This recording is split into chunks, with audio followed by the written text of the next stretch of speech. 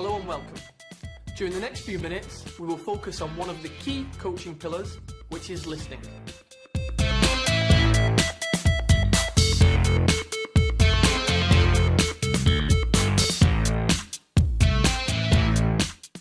Let's start with an example.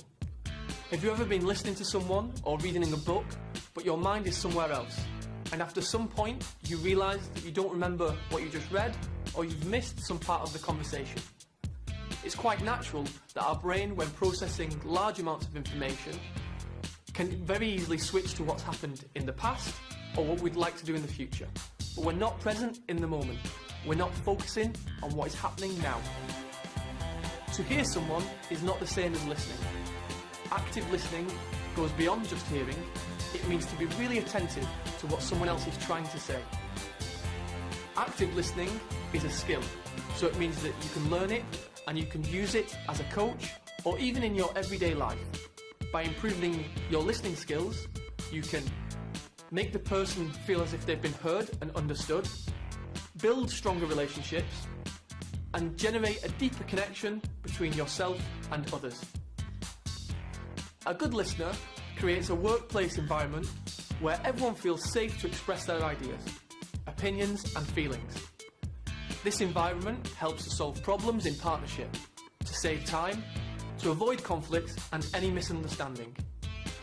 We've put together 6 tips on how to actively listen. Using those tips, you will be able to support your teammates in their progress. Ask open questions. Instead of asking yes or no questions, try and keep them open-ended. These are the how, what, where, who and why questions. For example, instead of saying, "Has this been going on a long time?" ask, "How long has this been going on?" Summarise. Summarise what they've said and say it back to them. This helps to show the person that you've been listening and that you understand their situation.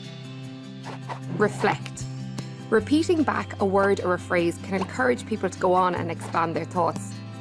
If someone says, "It's been really difficult recently," you can keep the conversation going by simply repeating a word they used in their sentence. This really helps people to open up. Clarify. Sometimes a friend can gloss over an important point. Saying something as simple as, "Tell me more about that," can not only clarify the point for you, but for them as well. Give words of encouragement. It sounds obvious, but a "go on" or "I see" can really give much needed encouragement and help the person to continue talking. Don't feel the need to fill the silences in a conversation though, as quiet moments are good and give the person time to think about their feelings or what they'd like to say next.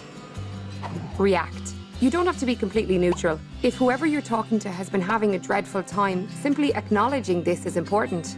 Don't be afraid to say, "You've had an awful time." You need to show that you've understood the situation by reacting to it.